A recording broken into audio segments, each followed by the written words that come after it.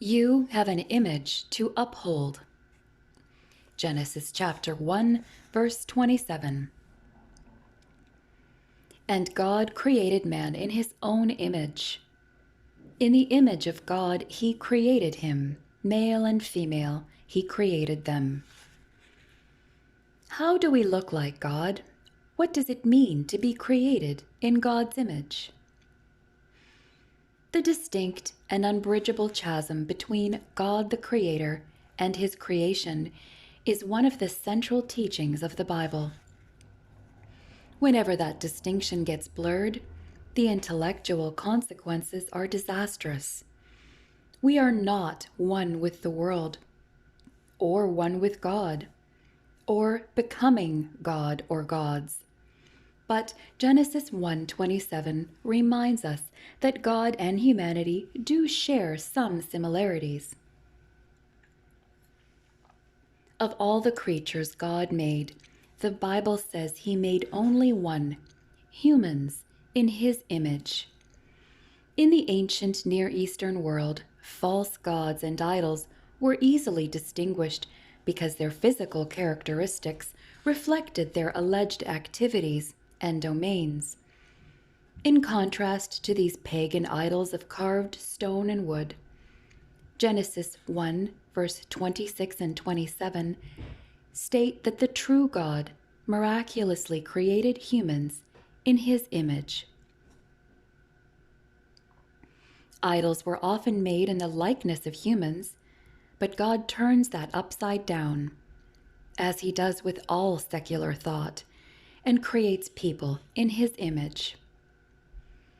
Being created in God's image means that people are like him in certain ways, but never identical to him, and they represent him in the world. The image of God in humanity is multidimensional, with spiritual, moral, mental, and relational aspects.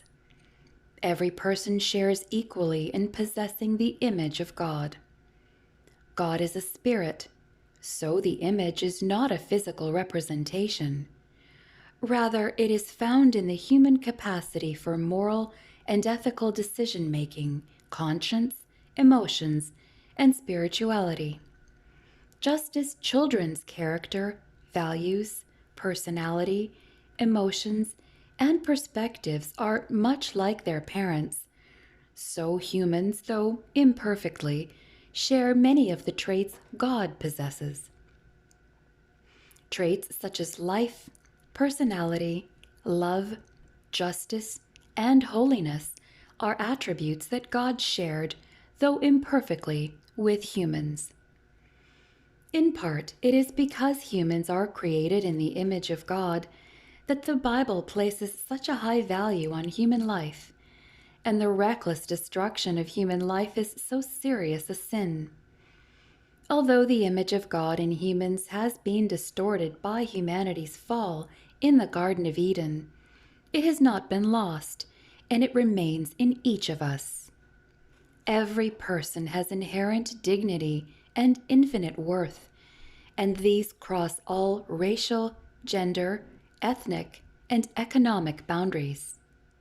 No person, born or unborn, young or old, rich or poor, has more value than another. Our culture is very image conscious. We are fascinated with the superficial glitz and glamour of Hollywood, designer fashions, and pop icons. Celebrities and stars have great influence. From the concert stage to the sports field, we look for people to admire and emulate.